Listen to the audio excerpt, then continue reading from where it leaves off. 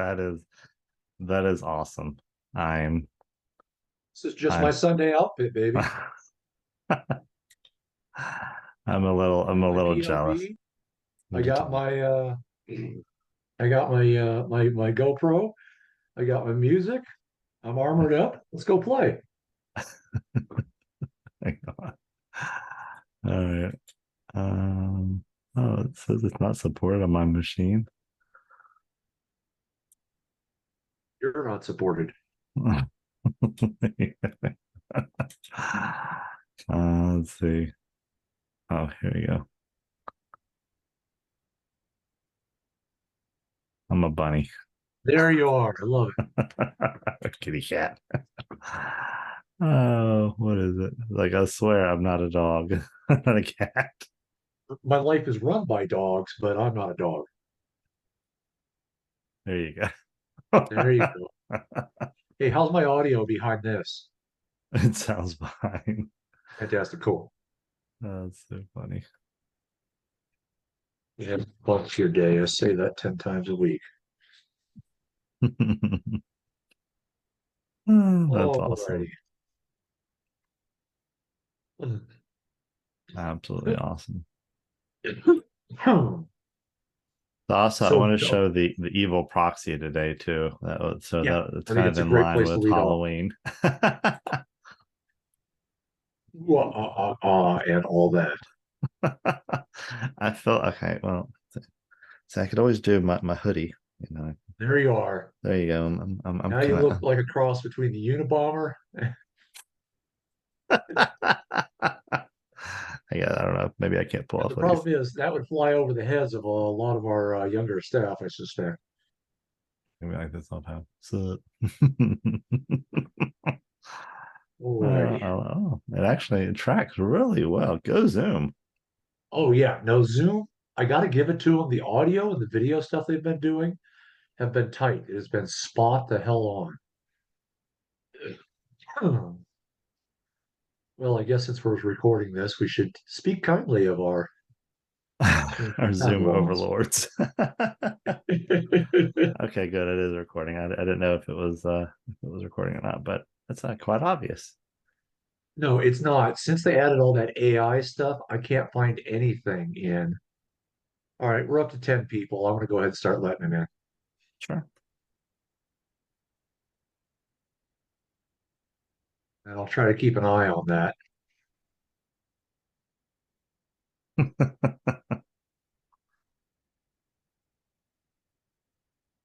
All right, Alex, if you're in here, you have to have a costume or something. I wore my fancy sunglasses. Oh, Oh, Michelle. See, Michelle is a kitty cat. Nice job, Michelle. I just ran to Walgreens to get this. Awesome. I have those ears too somewhere. Yeah, they were like 40% off. So I was like, Perfect. worked for me. I have no cat ears to speak of. I am sorry. I had to go with a some cool sunglasses. Told you, man. Put the hood up. Unabomber all the way. Yeah, the hood up. Okay. What is happening there? Is that Anthony? Yes, Yes. pull on out in here. He went crazy. That's You went awesome. big. Yeah, he This did. is how I dress on a Tuesday. What are you talking about? I We mean, could thank Dana for this. That's amazing. We've had winter hit here. It's 20 degrees outside. I won't get to wear this gear for well far too long. So I'm going to enjoy it while it lasts, even if it is at work. I love it. I think you should wear it every day. I am totally down with that. It is amazingly comfortable. And it's got great lumbar support from all the padding in the back. Oh, nice. What's this in the front? Like, what is that? Is it? Yeah. It's a it's a GoPro GoPro, right? Yeah. and a Oh, PLB. So if I get lost in the woods, I hit a button and somebody comes and rescues my skinny behind. Oh, that's And while I'm awesome. laying there pretty bleeding in the cool. dirt, I've got music. So what else does a man need, really? Oh, there we go. Hydration. Wow. I was gonna say a little water pouch. There you go. Yeah. I Hydrate love or die in the desert, baby. There's just no sense of humor about that at all. that. Right, folks, we're coming up here on about 8 o'clock, and see people are still popping in. for the last couple of minutes, we'll kind of chit chat and hopefully amuse the hell out of you. Hey, there's my buddy DJ. Good to see you. I'm amused. Hey DJ, good to see you, man. Um, the purpose of this was as great a response as we've gotten out of our Thursday meetings. We have had some technicians say, I really don't care about marketing. What I'm more interested in is how to configure Fortify. How do I tweak some respond rules? What Mhm. are other people doing? And so we decided to continue to pick it up. Um, we decided to set aside some time and see how this goes. So thank you everyone for joining us on this little initial shindig we're going to do here. So the idea here is we've got a lot of really smart engineers, and anybody who went through onboarding, you've heard me point that out.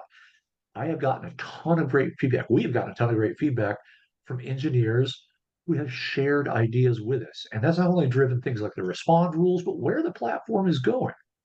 So we thought today that Ben and I would just sort of sit around and chit chat for a little bit, solicit some ideas, and talk about where you want the this meeting to go. It's not so much, oh, we're not talking about where the platform is going or anything else. It's like, how can we help you better understand the platform? Love it, Jeff. Yeah. That is awesome. How can The, we help you the better headset understand the doesn't fit. platform? The headset doesn't quite fit properly though. Too much hair. All right. Yeah, I'm sure by the end of the day we'll be peeling off layers. So, Oh, um, that is awesome. so Ben and I were kind of talking before this and talking about we've all been to these kinds of meetings before where I've got some engineers and I've got some guys with questions, and we want to make sure to make this good use of your time. So, Ben, what have you seen in the past at other office hours meetings that's been successful? I mean, what do you think that would be a basic format or some things we always want to hit to make sure that this is time well spent? So the office hours I always got the most benefit from were the ones that revolved around like development, and they were much more technical, and it was kind of a roundtable discussion about what we'd seen either that week or that month. And what I thought is, we could talk about that. You guys could tell us what you've seen, handy respond rules and things that you've created, things in the platform that you've been able to really take advantage of, or just talk about what's going on this week in cybersecurity. There will always be new things. Thanks for that, Ben. So while I've got your guys' attention for the audience, give me like one thing you always found valuable in somebody else's office hours.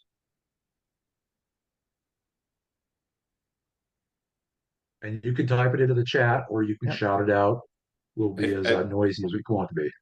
I think Anthony, from my perspective, is really learning about questions that other people have, right? Hey, what are items other people are struggling with? What is feedback from the community we can help with that? And what are some tips or tricks you guys have for those problems, right? Because if someone is running into problems or someone is having threat actors make certain rules or something, and they come up with a response rule, or they come up with a fortify rule, or with a technique in fortify to remediate that, right? I think it's very valuable for that community or this community to learn from that.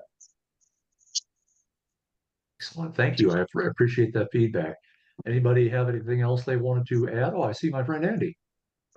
Yes, I wanted to say it's Other Andy, actually sorry. can you hear me?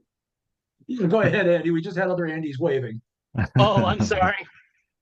I'm driving, so I don't have full view of all the attendees. So All good. what I wanted to allude to was the combination of office hours with your Reddit posts and a community beginning to build on each other with awareness and perspective on how to better protect and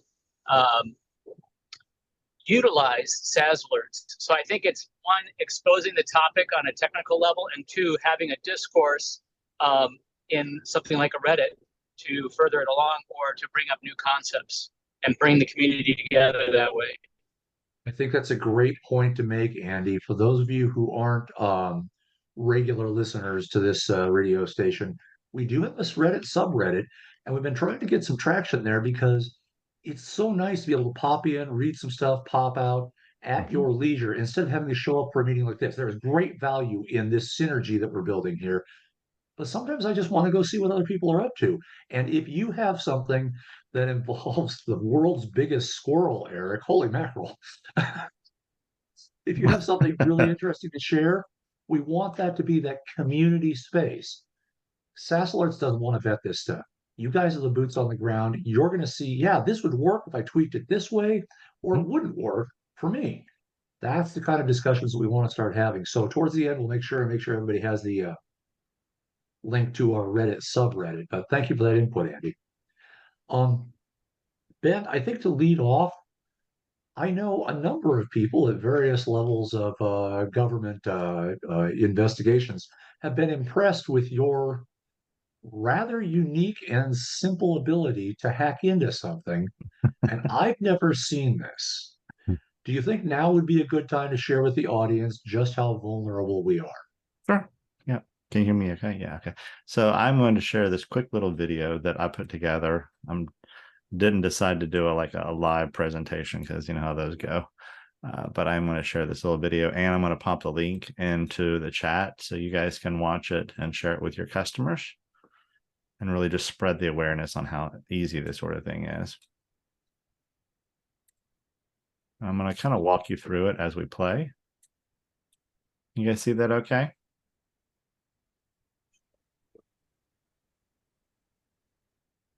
Yeah, and they can see it. Okay, cool. All right, so it starts out, this is an open source project called Evil Engine X. It's meant for education, but it could also be used maliciously. Don't know if you can read this very well, but you can generate login sites for O365, Reddit, Airbnb, Amazon, GitHub, LinkedIn, any number of these, PayPal. And the login screens are very convincing. So what we do is we first go through and we enable this module for O365. We'll fast forward a little bit. And we generate a URL to send to our victim. I registered the site not legit.site. I didn't want to be accused of trying to actually trick anybody. So, but your typical bad actor will register something like officeloginsnow.com or something. But I did all this for the price of a domain since this is open source software.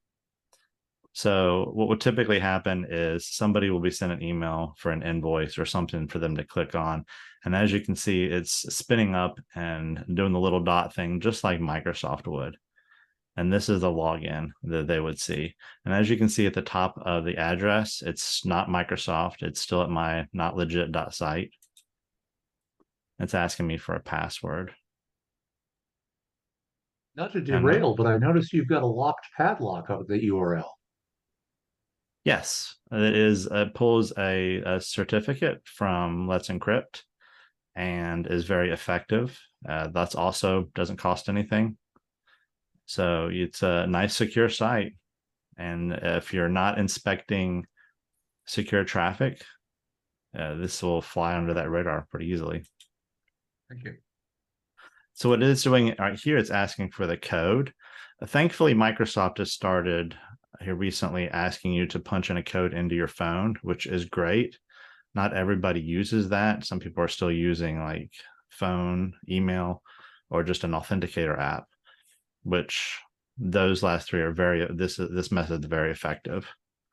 The new Microsoft way of making you type in a number into your actual device, I don't think that they've been able to get around that quite yet. But once I punch in that number, it's asking me if I want to sign in. And oh, it just kicked me off. Something must have happened. I need to sign in again. But you can see that it's actually redirected us to the legit Microsoft site now. So someone thinks, oh, I just need to sign in again. They don't pay any mind. And I've captured what I need and just forward them and sent them along their way. But in the background, you can see that I've captured their username, their password that's in this green text right here. Nice complicated password for me. I'm going to go ahead and shut the site off so I don't keep getting hit. But I can display my sessions that I've captured in this nice little user interface here. And the one that I'm interested in is the last one that I've captured. And as you can see right here through this jumbled text, this is my cookie. That's what I need to go ahead and pop into my browser. So I'm just going to copy that.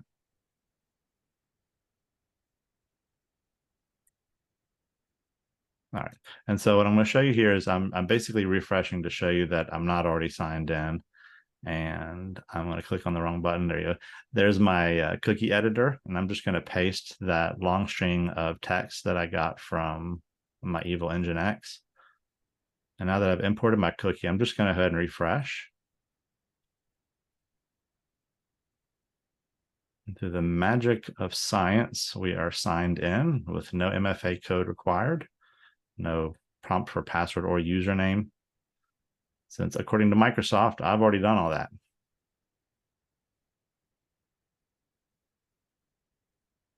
Ben, quick question. Matt wants to know, is this capturing the session cookie? Yep. Sure is. It is. Yep. And some interesting things that I've learned is some people will take the time to customize that Microsoft login screen and put their company logo on it and say, only sign in if you see this. The great and horrible thing about this particular software is it'll go ahead and pull all that information so that when they log in, they'll see that exact same sign in. So that site, that customization will be pulled and they'll think, oh, it's legit. But I did all this in about 3 minutes, and that time can be shortened down pretty significantly if you're just letting that sit out there and just harvest credentials all day long. Thank you for that, Ben. That's what's scary as hell, I think, is the technical term. No, it's the ease at which the open source stuff is coming. That every script kiddie, literally script kiddie who has no deep understanding of this is able to do this is really what makes me lose sleep at night. For the audience, have you seen, we've kind of talked into the chat that a couple of folks have seen token hijacks like this. And have we seen any effective way of dealing with outside of SaaS alerts?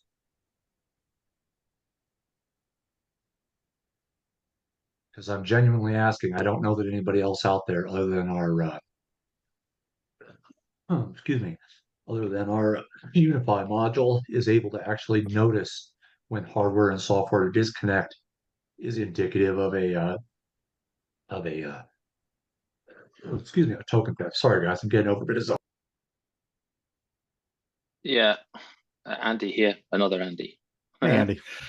we had this happen with one of our clients, the token theft, and somebody got, and we also found what I put in the chat. They went in and created another method using another iPhone, which had a Nigerian telephone number or something, and they were able to use that along with the password as MFA in the future, right? As the method. So, and it's Microsoft didn't require a second MFA to create a second method, which seems bad. There's a company out there called Mitiga.io who did a big report on this last September, and I've presented on this to a couple of groups on that whole, because I did a big analysis on what was going on. And we ended up putting in Perimeter 81 and using VPN as a second authentication, the second method. So anything from the IP address, this we let in. If it's not from this IP address, then you're not getting in. Okay. So we use an additional method. But we couldn't get around. I don't think I've been able to get around this problem. I see in the chat that Stephen and also Jen note that they have a 24-hour expiration on their tokens. I have come to love that since we went through ISO 27001. It is going to be a pain point for your clients but at least you're 23 hours and 23 hours and 59 minutes away from being safe, no matter what happens. And I'm kind of curious to see who else, one, who doesn't have token expiration policies in place. No judgment, but tell us.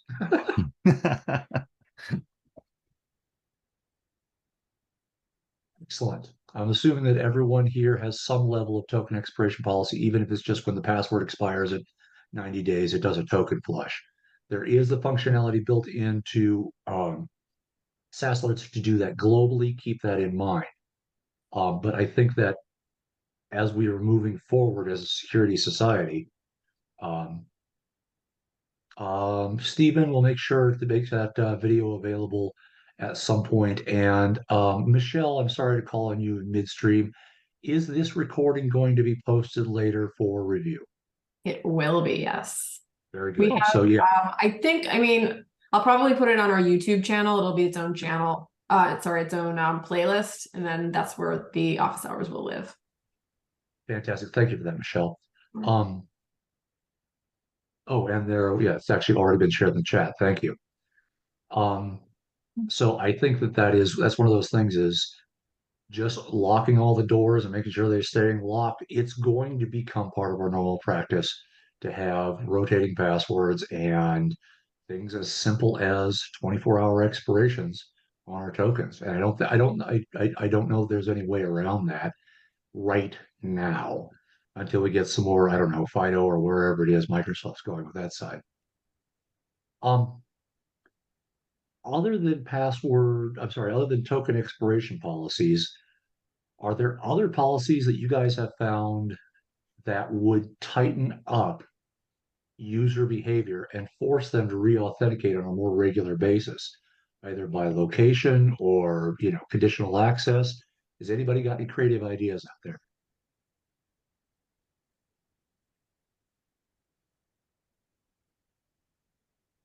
Excellent. Thank you, Stephen. CA policies gets one vote. And Andy's giving me a thumbs up. I appreciate that, Mr. Higgins. Going down that same line, Ben, you and I see a lot of different partners.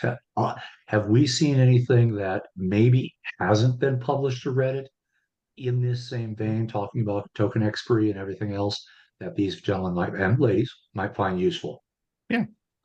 So we had one of our partners, I believe it was, let's see here, Buddy, I believe. Yeah, Buddy Pitt from Logically. And I want to show you guys an interesting article. It was posted this past summer, but something for you guys to keep an eye on. I did a little video about it too.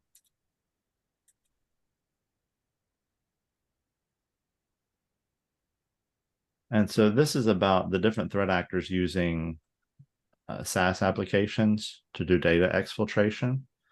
And so the Perfect Data software has been used by malicious threat actors to exfiltrate data, create mailbox rules. And so what they've started doing is they created a respond rule to monitor for this kind of sort of application being installed.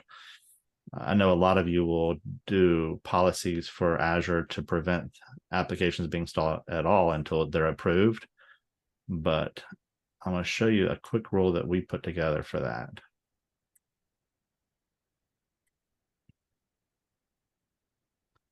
This one's very, very easy to do. Just monitors for application integrations with description detail of Perfect Data software. Most of you are probably already selling your clients Office backup, and so there's not really any reason for them to have another service like this without your knowledge. He also brought up another one that's been really good, and we've actually seen from a couple of our other partners is this EM client being used as well by threat actors. So same story as before. This is EM client is kind of like it's an Outlook alternative, I believe. And we've seen this integration being set up to do malicious things. So they've caught several, I guess, BECs where the threat actors were loading up these SaaS applications. But And I saw one partner go kind of in the Boolean direction. He said, if it's Adobe or any of my whitelisted applications, of Mhm. which he figured out were about a dozen or 15 for most of his clients. Yep. If it's any of those, allow. If it's anything else, lock the account. Mhm. So that seemed a little aggressive, but he's also a one-man shop running a couple 100 seats. So God bless him. I think he's headed in the right direction. Yep. Very good suggestion. Very easy to pull off as well. You know, since our roles can do different operators, so just does not contain, and then just or whatever other software you have listed. That's a great suggestion. Yeah, he keeps saving it for the next time we have a contest. And I told him somebody's going to figure it out before you and publish it. So you need to be careful of that. Oh, Well, I can't enter anymore, so um, yeah, that's something but that Buddy has seen, I guess, several times a week from different. There logically is a pretty large MSSP, and they support a lot of clients, and they see several of these even each week. So something to keep in mind there. excellent. Thanks for that, Ben. Mhm.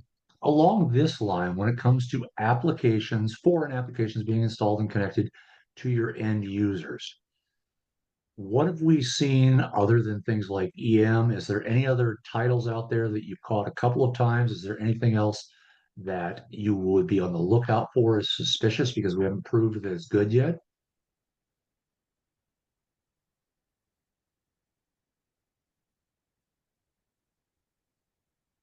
Yep, and if nobody Man, oh, talks, they we're just does. going to start picking on people. Well, again, if you trip across one, be sure and toss it out there, especially guys like, DJ and Ryan who've got a little bit larger overview than they probably really want and have a better visibility of a larger population. Please don't hesitate to give us that feedback, guys. That's what we're kind of looking for here. And I'd also like to take the time to ask, are there any rules that you guys are particularly proud of that you think the community would benefit from? Would love to see those and for you guys to talk about them as well. This is all about what you guys would benefit you guys. So if not, I can go down my list. I'll speak up about the application piece and the apps that are allowed. We see a lot of notifications about the apps, and I think it creates some great conversation with the clients about a lot of times the clients are, yeah, that's fine, we use it, but it's a lot of times, why are you using that? You have the same functionality built into 365, Mhm. through this other channel that you could be using it, and you don't need this extra app to be doing this, or do you understand that this is accessing all of your data? So I think it's from that standpoint, it's created a lot of good conversations, but yeah, I haven't run into any that are absolutely bad yet. Thanks for that, Eric. I appreciate the feedback. Yeah, and that kind of, this is more of an engineering slated kind of call, but like I say every time on a call, I'm always thinking, what else can I do with this data? How can I carry this forward to better educate my clients on what they're doing right? And if they're not doing something right, how do I nudge them back into compliance? So I love that you're thinking about that stuff about how do I take this back and educate my clients so I get less tickets, which really is the goal here. Let's keep them safe and get less tickets. Ben, playing off that, did you have any particular rules that you might want to dive into here? Certainly. I'm always coming up with new stuff. So along the same lines as the IOCs for those applications, the one common factor that we saw that has been reported is typically the threat actor is using a VPN, which is kind of obvious in our minds. Why would you come from a location that we're going to send up red flags when you can come from somewhere inside the US or somewhere else? So created another rule that should work. Haven't tested it, but monitors for successful authentication outside approved location, OAuth, and where the IP address is a known VPN. I'll also throw in a couple of these. Are they an attacker, an abuser, a known proxy, or Tor? And then the last step is they create a SaaS integration. So it kind of goes along the same line of let's just alert on everything that's coming from IP addresses that are possibly bad. And if you try this rule and you are getting any sort of false positives from like normal applications that are being created, feel free to also throw these kind of filters that are up here onto this alert as well. Maybe just a quick yes or no in the chat. Is anyone here utilizing rules where the VPN is one of the filtering criteria? I'd love a yes or a no in the chat, just kind of get a feel for how you guys are utilizing this platform.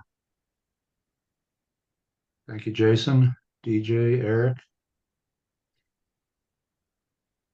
Yeah, now we're really going to jump up and find the chat window. Good call, Matthew. Good call. And remember, if you're a little concerned about some of these rules being rather powerful, put them into test mode, put them into manual mode, let them run for a few days. Yeah, Mike, so are we. So are we, man. We're still learning as well. Yeah, throw a rule into test mode. It doesn't have to be perfect the first time. Use my platform to collect the data and see what's happening. Are people actually using VPNs? So maybe you've got some folks in your stack that are legitimately using VPNs, travelers or people who are just concerned about security. And if so, now I've got to make a different exception for that, which is absolutely fine because they're coming on a VPN. So keep playing with that. Keep putting these rules into test mode. Excuse me. And I'm sorry, Jenny, which rule were you having a question about?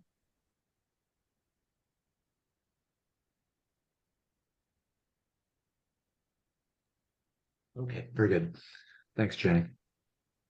Any case, yeah, that's the kind of that funnel filter for VPNs or data center locations or data center ownership. All kinds of stuff is available in that filtering funnel, so you can get awfully discreet with how you apply these rules. Hey, Anthony, I just got a quick question about some of those. The known abuser, is that a list that's kept somewhere?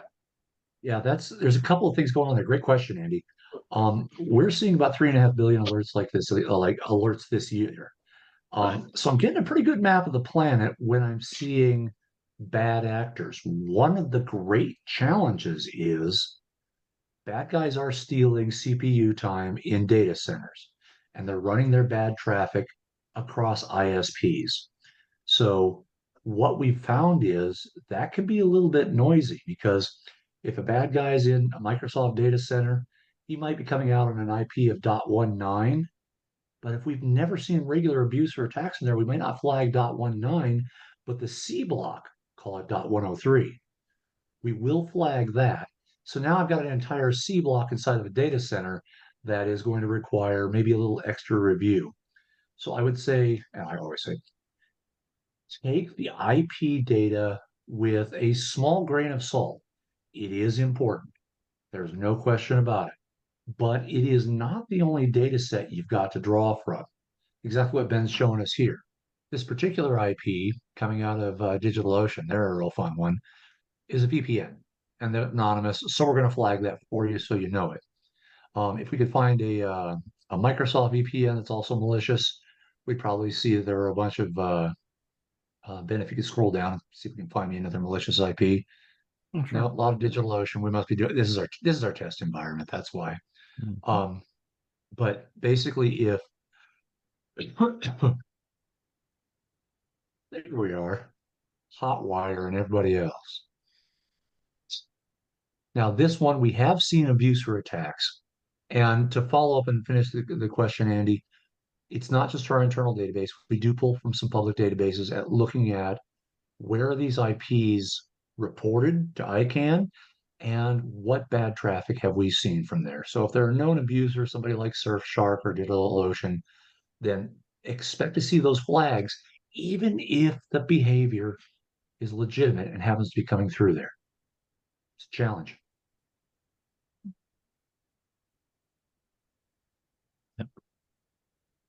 Anybody else have any questions on the IP information that we collect and what you can do with that?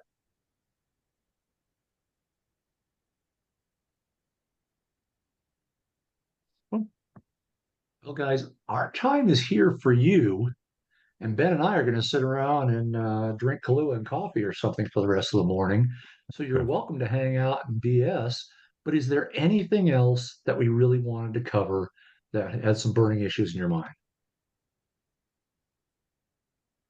Thanks, Jenny. I had a question on something. This is Mike. You Mike, go can't see ahead. me, sorry. I was going through, this is completely unrelated to what you guys have been talking about. Sure. I was in Fortify last week messing around after you guys announced the CIS stuff on Thursday. Mhm. I enabled one called Ensure Phishing Resistant MFA Strength, and unfortunately got locked out of our Microsoft tenant. We have YubiKeys set up. Fortunately, I was able to get back in by turning that off. So that saved us. But if we have YubiKeys turned on, isn't that considered a phishing resistant MFA? And what did I miss with that? Or was it simply a case of user error that I screwed that one up? Oh, no. There's an immense amount of complexity here. I think we might have to take that offline, Mike, and look at the Okay. rule you built and look at the results. Always happy to do that. Reach out to your account management team, and they'll loop in whatever engineering resources are, awake and paying attention today. So Awake. Okay. No, that's a really good one. Yeah, because a lot of these CIS controls they're still being added from the hardening guide. So I'd be very interested to see what happened there. I'll reach out to you then, Ben. Cool. excellent. Thank you. Sounds great. Oh, for sure, man. While we were speaking of, I know this is a little more technical. Oh, I'm sorry, Eric. I think I must have missed your hand at some point. What was your question, brother?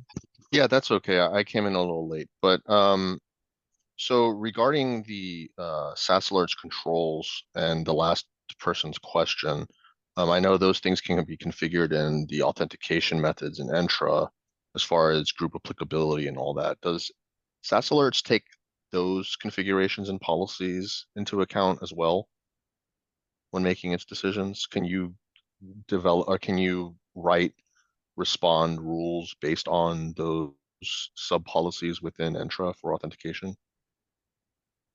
Ben, I'm not sure if we're able to trigger on statuses in Fortify yet.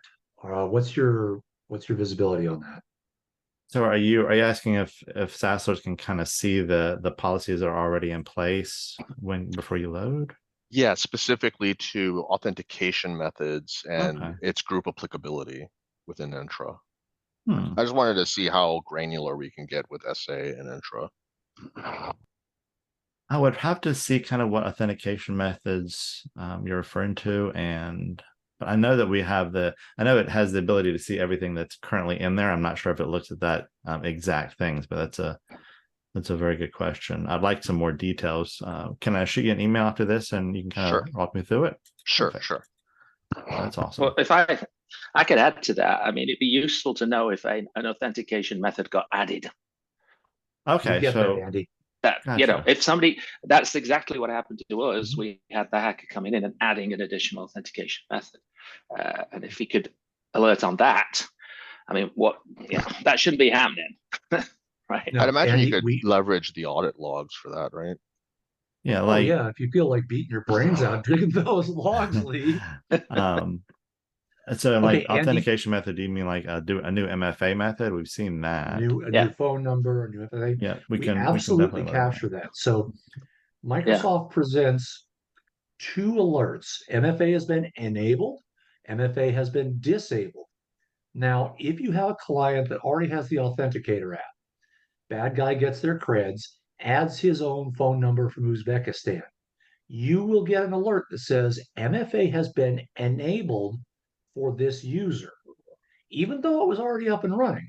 So that's your red flag for your established folks. You are absolutely going to get that visibility.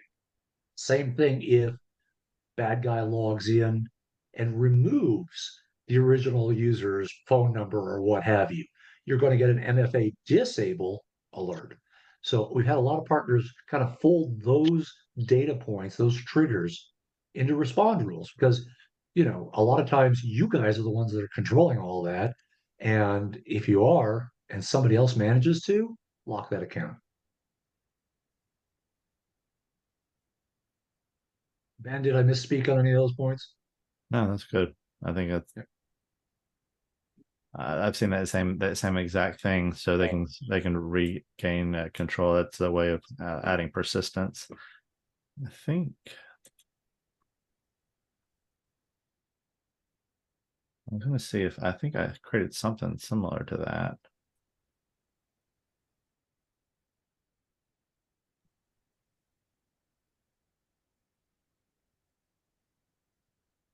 All right, so let me share this with you. I just imagine Ben with like a digital Rolodex of all these different ideas he's got. He's got to spin through and find them. No, I keep them all on our instance, and I pray that nobody deletes them. So I use it for demos too. So one of the things that I was looking at experimenting with was just an outside approved location login, and then followed by within the next 30 minutes, a multi-factor authentication enabled or disabled SaaS integration and mailbox permission. And so this is kind of my, outside approved location with a little bit of persistence in it. So something like that may be effective to you guys. But you can also take it a step further. Obviously, you can add, authentication successful from anywhere, and then these sort of things happening, or add some more filters for, malicious reputations.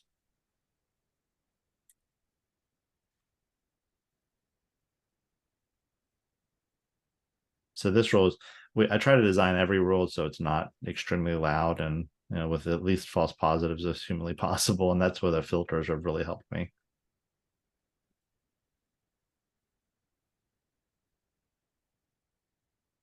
But this is the summary if you guys are interested in doing something like that or trying that one out. Oh, hey, I got one more thing. So, remember I asked a SaaS Alerts technician a couple weeks ago about accessing the raw logs from 365 connected client tenants into SA so that we can, as a way for us to have a log backup kind of, as well as to do additional deep dives. Just because of the fact that Entra has a maximum of 1 month of log retention. Yeah. What is the log retention for raw alerts and SaaS alerts for any given tenant? Let's see, that's a great question, and I have been told that before. Anthony, do you remember exactly what the raw? Yeah, when I remember to come off mute. It is 365 days. So if you load a client up today, next Halloween, that entire year of data will be there. And there's a couple of levels there. You can export that stuff using our reporting module, which a lot of partners do. Just dump that out and then throw it in a on a zip drive or something. Zip drive. Look at me showing my age. But also our APIs are open on the back end. Thank you. There's our Swagger Hub. That's everything. This is your data. If you want the absolute raw feed that you usually see in the little each individual alert, you can pull that on demand and publish it into BI or Breakage or whatever reporting tool you choose. That's great. Cool. And Eric, and for the rest of the audience, if you jump into it, there's a great knowledge base article that gets you to our Swagger Hub.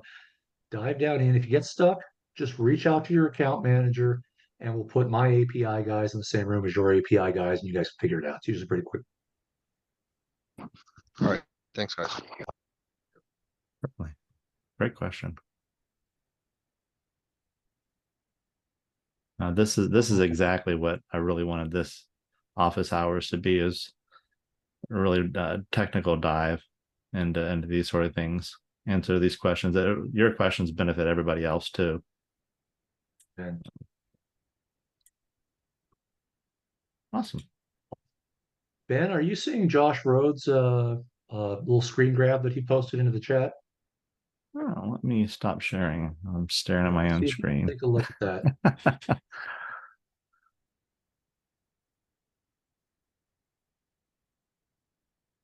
Okay.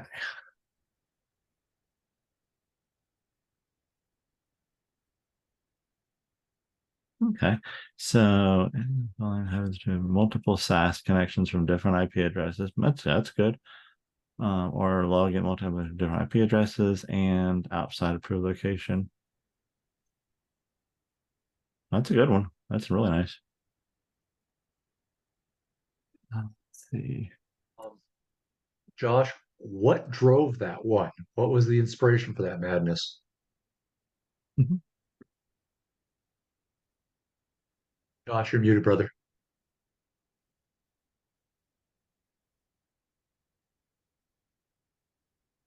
Yeah, audio is just not your friend today. That's okay. We can read for you. I might not do a great impersonation, but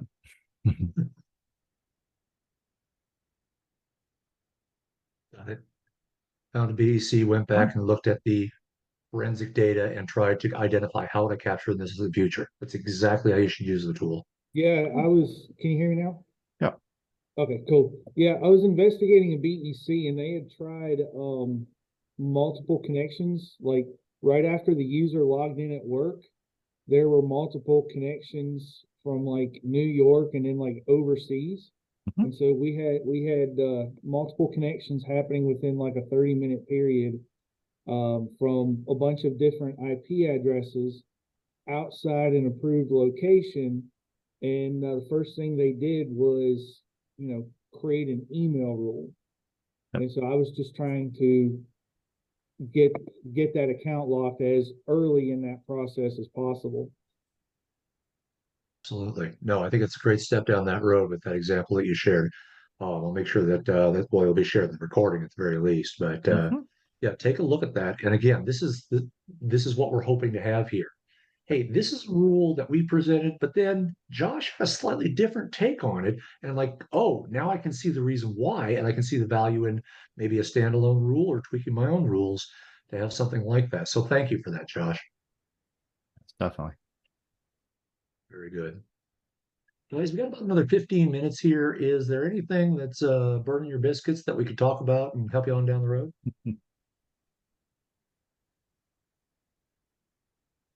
And it doesn't have to be about SaaS alerts if you don't want it to be. Towards the end, if you want to just talk about whatever you're seeing, that's fine too. Absolutely. I will say this, thank you everyone for joining, of course.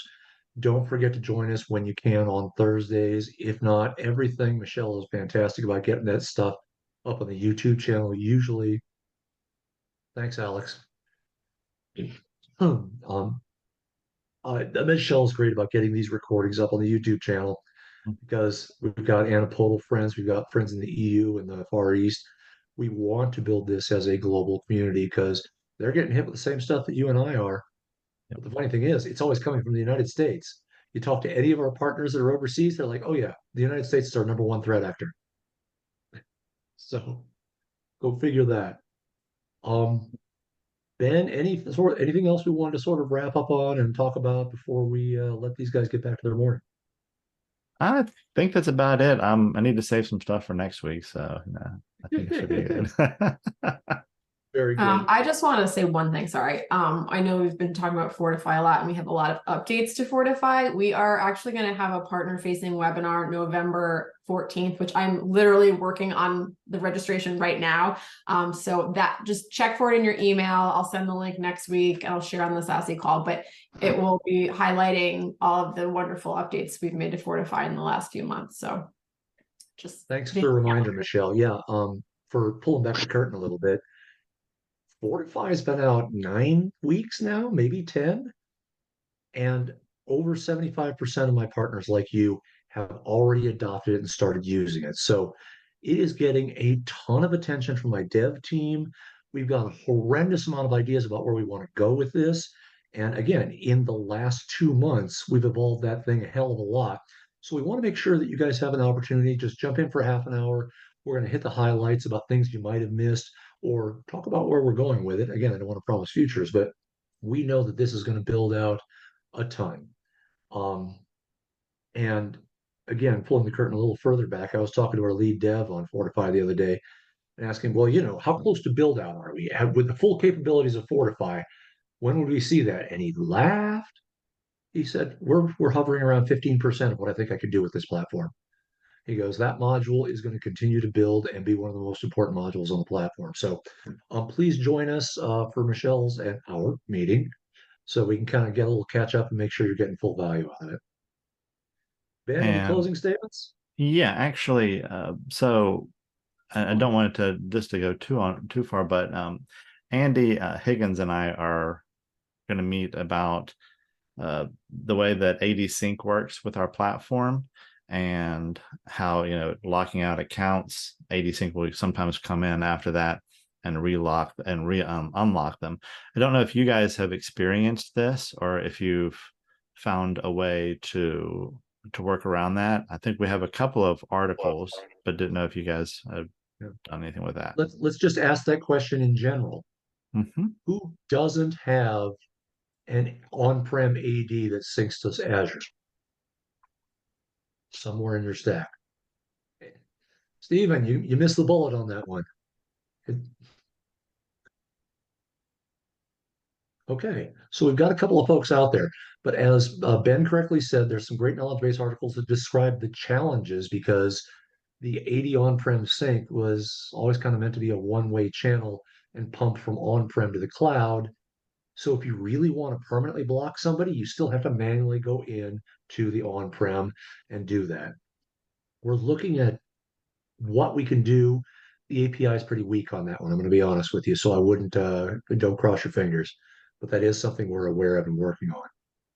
Ben, anything else you want to wrap up on that subject? One thing that I can say is that at the very least, expiring session tokens will protect you against that sort of token harvesting that's happened if that account is locked due to that reason. That will require them to sign back in, but it would also kick out the bad guys. Mukund, thank you so much for your patience. You raised your hand a bit ago. How can we help today? Yeah. So let me start with you here. All right. So yes, regarding the Spotify, I would like to share my views here. So I implemented almost 2 weeks ago, I implemented the Spotify changes over the client's environment. So as of now, like there is no, there is no problem from the customer side. So it is working smoothly, and we have compared the Microsoft score as well. So I mean, it has increased as well. So really appreciate the efforts all the Spotify team, Spotify SaaS team. So thank you very much for giving opportunity to gate this feature and implement over the customer. Thank you very much. Mukund, thank you so much for taking the time to join us and give us that feedback because, yeah, my dev guys have been crushing it in the last year. We brought a lot of new features and even little tweaks that are happening in the background. Like for any of our larger partners who have thousands of clients, you used to click on organizations and you go get a cup of coffee and come back.